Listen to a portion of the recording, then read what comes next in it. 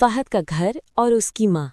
एक गरीब गांव का छोटा सा मिट्टी का घर, अंदर एक 8 साला लड़का फहद अपनी बीमार माँ के पास बैठा है।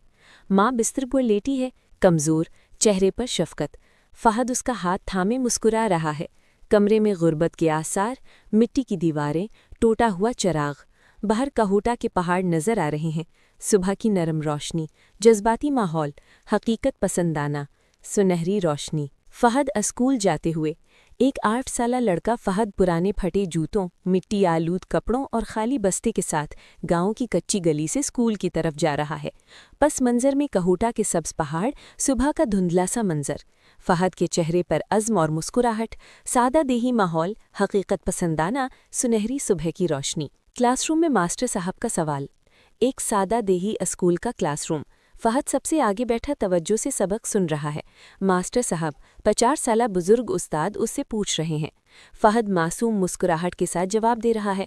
मास्टर साहब की आंखें नम, बाकी बच्चे पीछे बैठे। सादा लकड़ी के बेंच, चौक बोर्ड, गरीब माहौल मगर गर्मजोशी भरा, जज्बाती लम्हा। फहद दीवार पर लिखकर दूसरे बच्चों को पढ़ाता है। स्कूल के सहन में फहद दीवार पर चौक से अल्फाज लिख रहा है।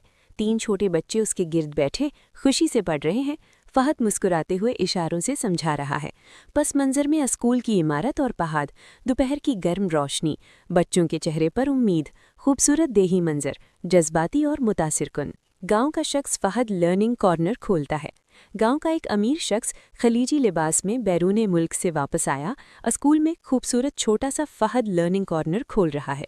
रंगीन किताबें, छोटे बेंच, दीवार पर लिखा फहद लर्निंग कॉर्नर। फहद हैरान और खुश। आसपास गरीब बच्चे मुस्कुराते हुए, गांव वाले जमा, खुशी का माहौल, सुनहरी शाम की।